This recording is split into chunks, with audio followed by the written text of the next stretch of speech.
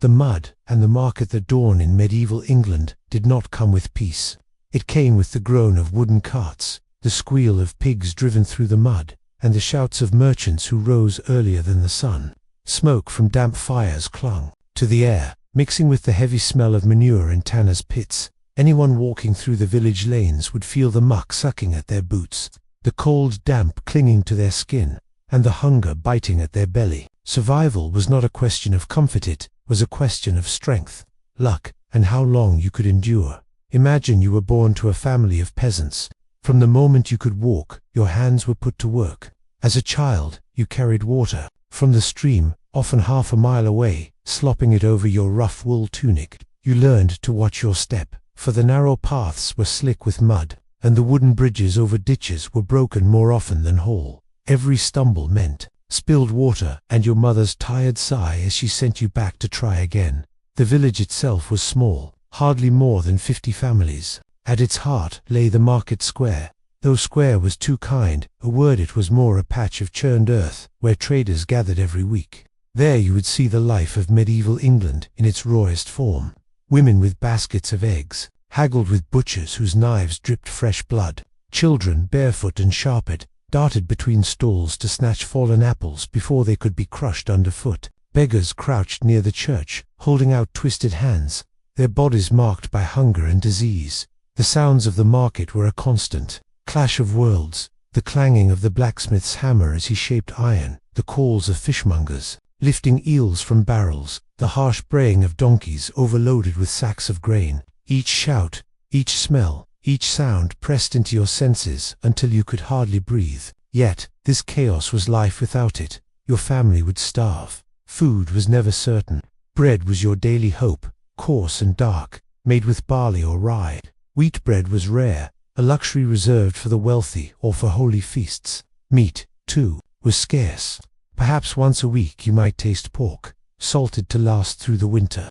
More often your meal was pottage, a thick stew of peas, onions, and whatever scraps could be spared. Hunger was a shadow that never left, always waiting. In the corner of your home, and the home itself, a single-room hut, built of wattle and dobsticks and mud pressed together with straw. The roof was thatched, always threatening to leak when rain fell, which in England was often. Smoke from the central hearth curled through the room, stinging your eyes, for there was no chimney, only a hole in the roof. You slept on a straw mattress alive with fleas, your family huddled together for warmth. Privacy was a dream no one dared imagine. Disease waited everywhere. A simple cut from a plough blade could fester and kill. Fevers swept through villages without mercy, striking children first. And when sickness came, prayer was your only medicine. Priests spoke of God's will, and people listened, for there was no other cure. The church bells tolled, not only for Mass, but often for death, their solemn echo a reminder of how fragile life truly was. Yet, despite the struggle, the people carried on. The market was not only a place of hardship, but also of resilience. There was laughter, tourist jokes shared between farmers, children chasing dogs through the mud, and the rare sound of a minstrel singing of distant knights and forgotten kings. Music floated over the chaos, lifting spirits if only for a moment. Life in medieval England was a test of endurance. To survive meant to rise each day knowing you would ache, hunger, and sweat, yet still push forward. The weight of your Lord's taxes pressed upon you. The church demanded tithes, and the land itself yielded only as much as your back could force from it. Every day you wondered, would winter's stores last? Would war come to claim the men? Would disease sweep through again? The market ended with the toll of the church bell at noon. Traders packed their goods. Families carried their meager purchases home, and silence slowly crept back over the village. But for those living there, the struggle never paused. It was a rhythm of survival, as old and unyielding as the stones of the church itself. If you were there, would you have survived? Would you endure the hunger, the cold, and the endless work? Or would the mud, the disease, and the weight of poverty break you? This was not a world of choice. It was a world of survival, and this was only the beginning. The Lord's demands, the mud, and the market shaped your daily struggle. The Lord's castle shaped your fate. In medieval England, every villager lived under the shadow of their Lord's power. His stone keep loomed above the fields, a cold reminder that the land was not yours, it was his. The harvest, the sweat of your back, even the bread on your table, all of it belonged first to him. Survival meant obedience, and disobedience meant ruin. Twice a year, tax collectors rode into the village. Their arrival was dreaded. Clad in leather jerkins, carrying ledgers and sticks of tally. They came not with swords, but with sharper weapons, numbers and demands. You watched as they entered homes, weighing sacks of barley, counting hens, demanding coin. Few peasants owned silver. More often, taxes were paid with grain, eggs, or even a portion of your meager wool. The collectors did not care if your children went hungry. What mattered was that the Lord's coffers were filled. The weight of these taxes was suffocating. After a poor harvest, when frost destroyed the wheat or blight ruined the beans, the demand was no lighter. If you could not pay, you owed labor days spent repairing the Lord's roads, cutting timber for his hall, or digging ditches for his fields. Your own farm withered, while your hands built his wealth. Many peasants learned to swallow their pride, bowing their heads, for rebellion was unthinkable.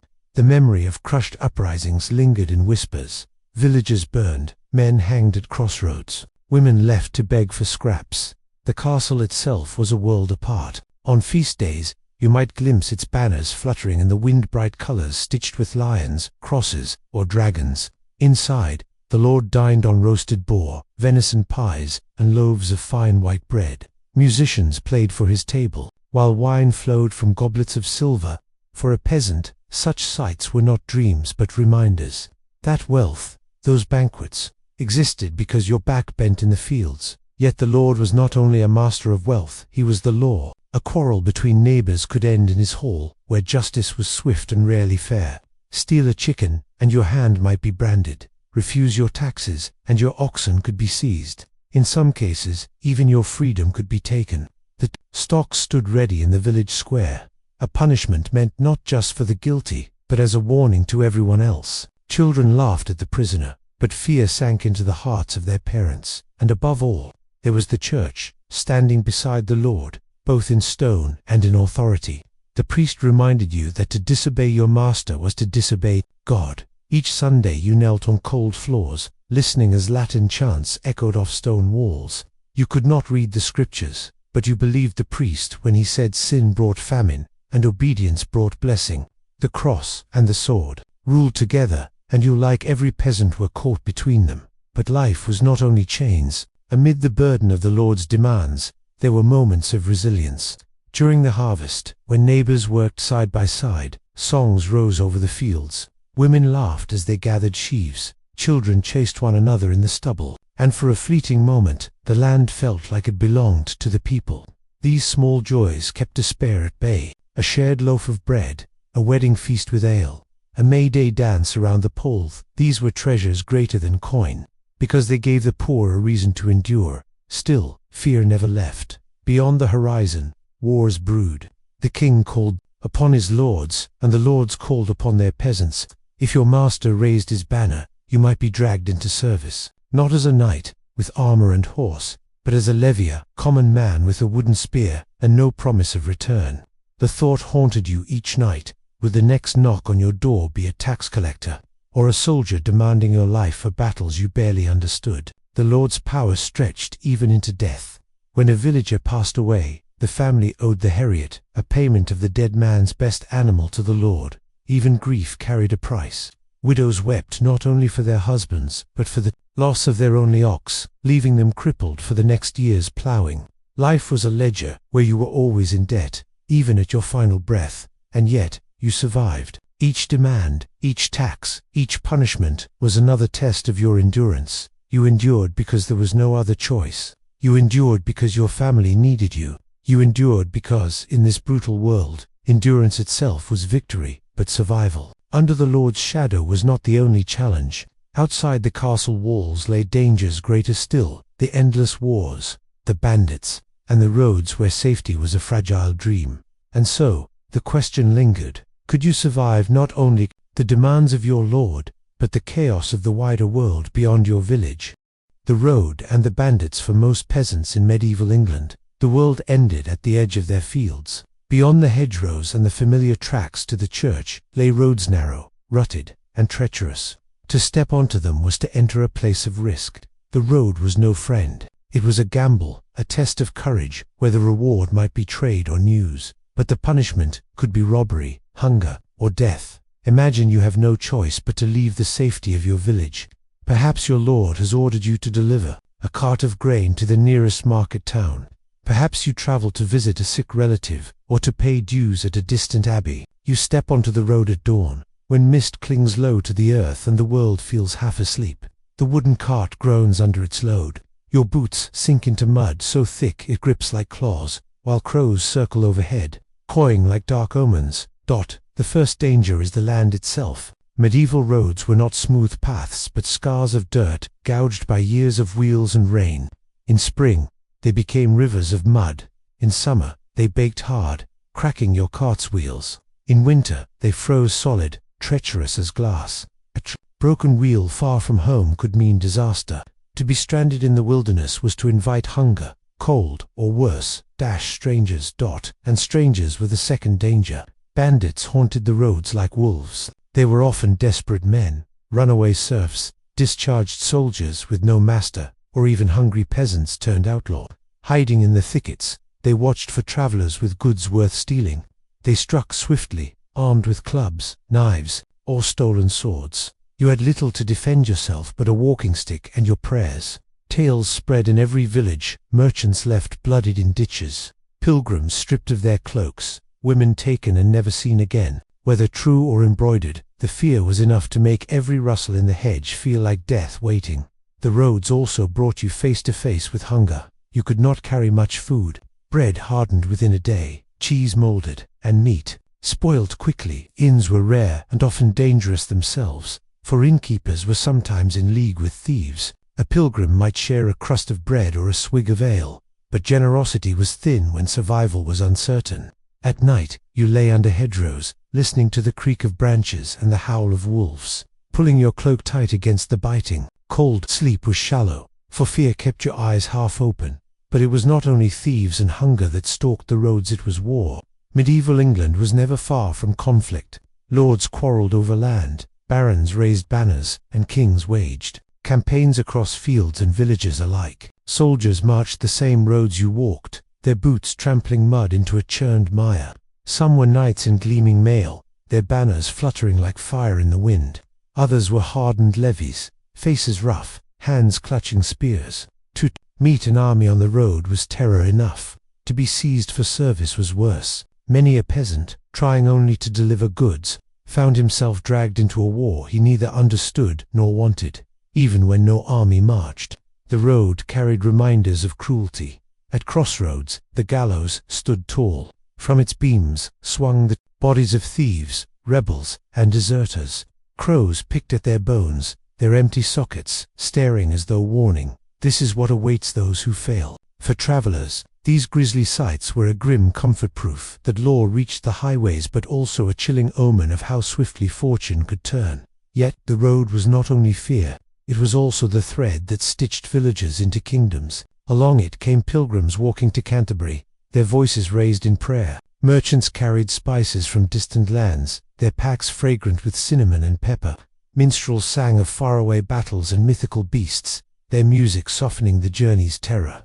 And news travelled with them of kings crowned, of cities burning, of plagues rising in distant ports. For a peasant, hearing such tales was to glimpse a world far wider, far more dangerous, and far more wondrous than the narrow strip of earth you tilled. If you survived the journey and reached the town, you would enter another kind of world. Stone walls rose high, gates heavy with iron, and watchmen eyed you as though weighing your worth. Inside lay streets crowded with merchants, smiths, and beggars. The town was alive with noise and color, but also with thieves, disease, and temptation. Here the dangers of the road did not end. They simply changed shape. Returning home, your cart lighter, your purse perhaps heavier, you would breathe with relief at the sight of your village's thatched roofs. Yet something within you would shift. The road changed people. It showed how fragile safety truly was.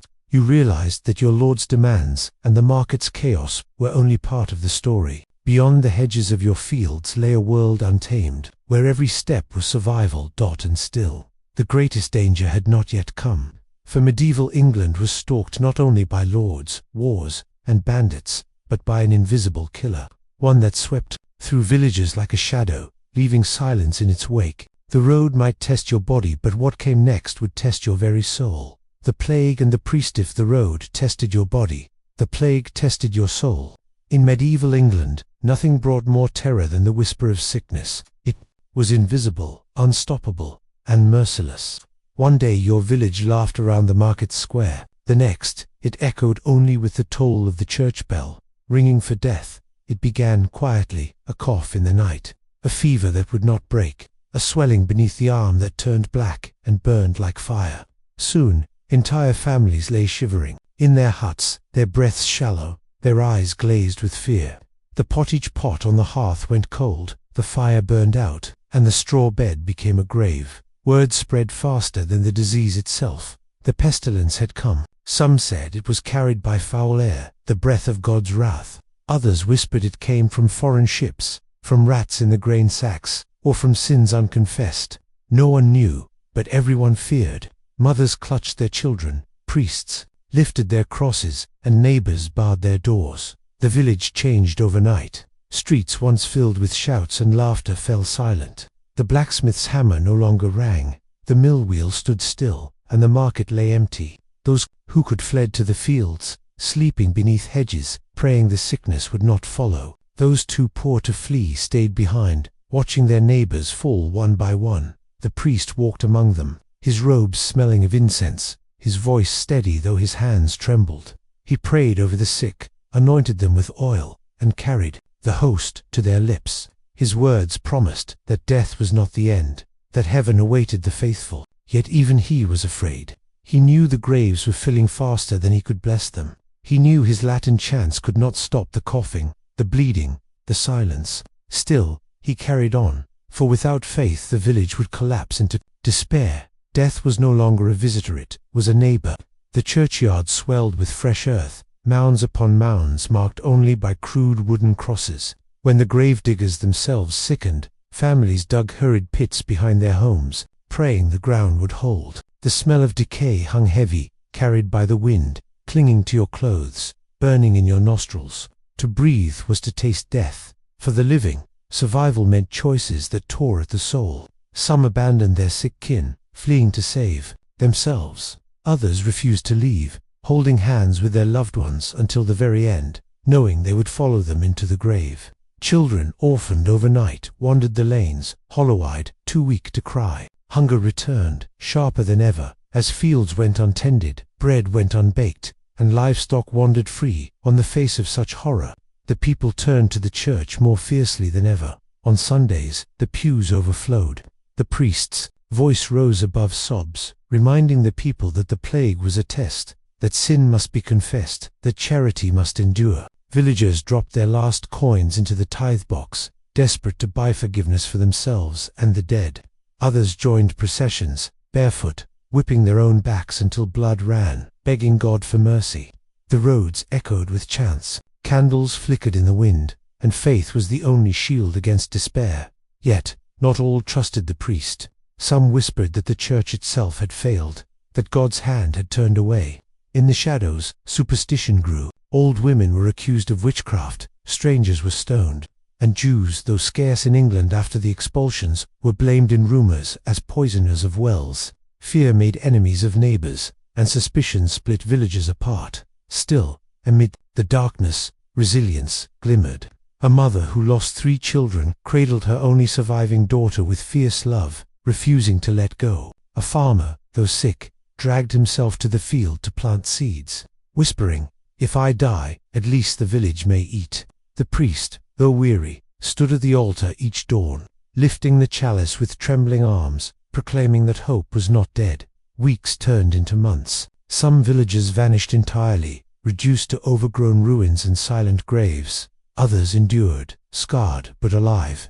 When the pestilence finally loosened its grip, the survivors emerged into a changed world. Entire families were gone. Fields lay untended, and silence haunted the lanes. But for those who remained, life went on. It had to. The plough returned to the earth, the hammer to the anvil, the market to its noise. And yet, the shadow of the plague never truly left. Every cough, every fever, stirred terror that it had returned. The memory lingered, carved into the hearts of those who survived. You learned that in medieval England, survival was not only about enduring hunger or paying taxes. It was about looking death in the eye and refusing to surrender your soul to despair. But even when the pestilence passed, new dangers waited. For medieval life was a constant trial, and after death's shadow came another burden, the endless labor of the land and the wars that could sweep away even the strongest. The fields of endless toil when the toll of plague faded and the church bells grew quiet. Another sound returned to rule the lives of medieval peasants, the creak of wooden plows, the lowing of oxen, and the endless scrape of hoe against soil. The land was not just earth beneath your feet, it was both your master and your enemy. To survive, you had to serve it, coax it, and often fight it. The fields demanded more than sweat, they demanded your very life. From dawn to dusk, work never stopped. The rooster's crow was your summons, and before the sun even brushed the horizon, your hands were already raw with labor. Spring meant plowing, turning the heavy soil with iron-tipped plows dragged by oxen that strained and bellowed with effort. Behind them, men trudged knee-deep in mud, pushing, shouting, their backs bent like bows ready to snap. Stones had to be pulled from the furrows, weeds torn by hand, seeds scattered carefully, lest a careless toss waste the hope of harvest. Summer brought the battle of growth. Crops were fragile, always threatened. Too much rain, and the fields drowned. Too little, and they cracked under the sun. Clouds of locusts or swarms of mice could wipe out weeks of toil in a single night. You prayed as much as you worked, eyes on the sky, ears tuned to the priest's words at Mass. God sends the rain, God sends the sun. But you knew that one poor season could doom the entire village. Then came the harvest, the most grueling time of all. Men, women, and children poured into the fields, swinging sickles from dawn until darkness swallowed the sky. Every stalk had to be cut, tied, and carried. The air was hot, your throat dry, your arms trembling, yet there was no rest. The grain had to be gathered before storms flattened it or thieves stole it. Even after cutting, the work was not done. Threshing and winnowing followed, beating the grain free from its husks, tossing it in the air so the chaff blew away. Days blurred into weeks of aching backs, blistered hands, and sweat that stung. The eyes dot, and all of it, the wheat, the barley, the rye, was not fully yours. A share went first to the Lord, another to the church. What remained was divided among families, measured with care, stored in sacks against the hungry months of winter. Every loaf of bread baked in your hearth carried with it a calculation. How long will this last? Will it see us through to spring? Winter tested the strength of those calculations. The days were short, the nights bitterly long. The fields lay silent under frost, and work shifted indoors. Men mended tools by the fire's glow. Women spun wool into yarn. Children twisted straw into ropes. Yet hunger still prowled. When the stores ran low, pottage thinned until it was little more than water flavored with cabbage. Rats raided the granaries, and desperate hands sometimes did the same. Starvation was not a distant threat. It sat beside you at the table, watching. Beyond hunger, the body itself bore the scars of toil. Calloused palms cracked and bled in the cold. Backs bent permanently from lifting and plowing. Joints stiffened, teeth rotted, and eyesight dimmed long before old age. A man of 40 looked 60, and a woman of 30 bore the lines of a lifetime.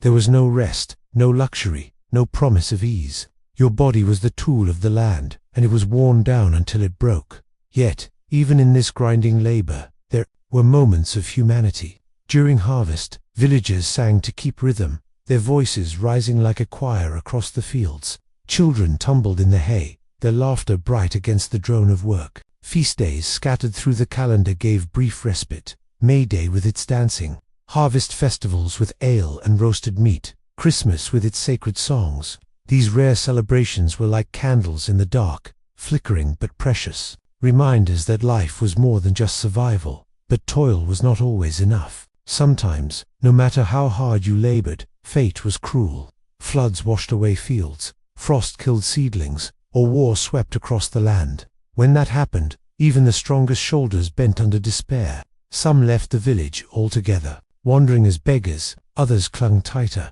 believing that to endure one more season was to win. Still, the truth of medieval England was this: Survival was a bargain struck with the land. Each seed sown was a prayer, each loaf baked was a victory, and each winter endured was a triumph over death. You lived not for comfort, not for ease, but simply for the right to live another day, and beyond the fields, another shadow always loomed, the shadow of war. For while the land broke your back, war threatened to take everything else. It did not care if you had sown your seed, stored your grain, or buried your dead. War could sweep through like fire, leaving only ashes behind. And so, the question lingered, after the fields had taken your strength, would you still have enough left to survive the sword?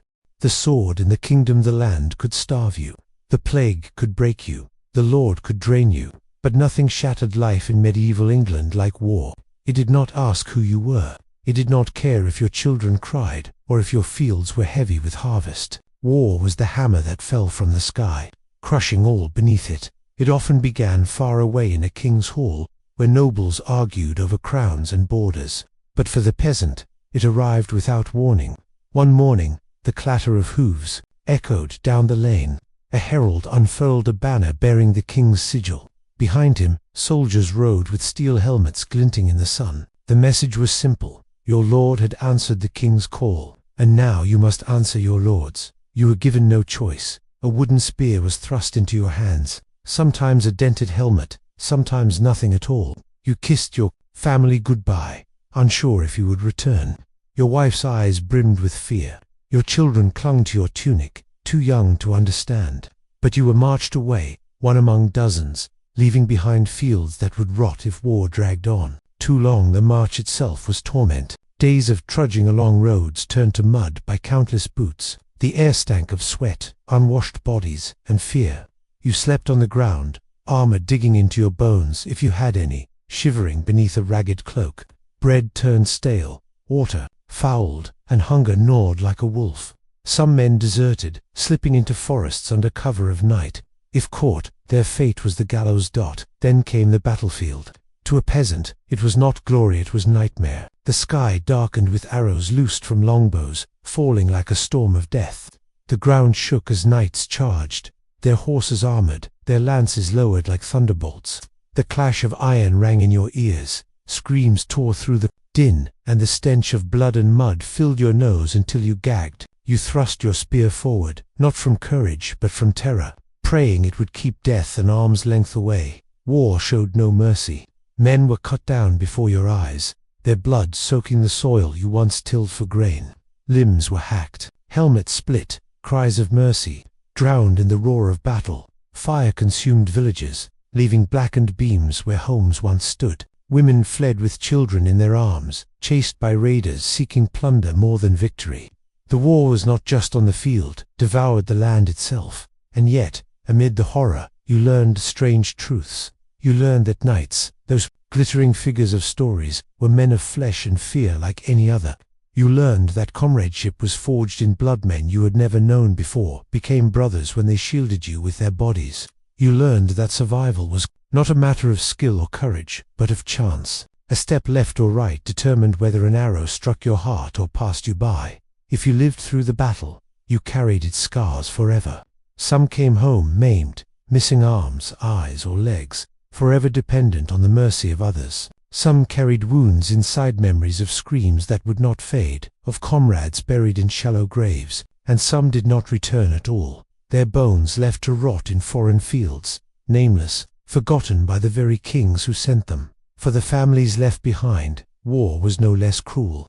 Wives waited, not knowing if their husbands lived or died. Children worked the fields with trembling hands, too small for the plough but too desperate to rest. If their men fell, widows begged or remarried quickly, for survival did not wait for grief. Villages crumbled when too many men did not come back, their houses abandoned, their fields overgrown. And yet, like the plague, like the hunger, war passed. It always did. The banners lowered, treaties were signed, and the soldiers trudged home. The survivors returned with hollow eyes, thinner than when they left, carrying scars deeper than wounds. Life in the village resumed, as if the fields and the market could erase the memories of blood-soaked earth. But for those who had endured, the question lingered.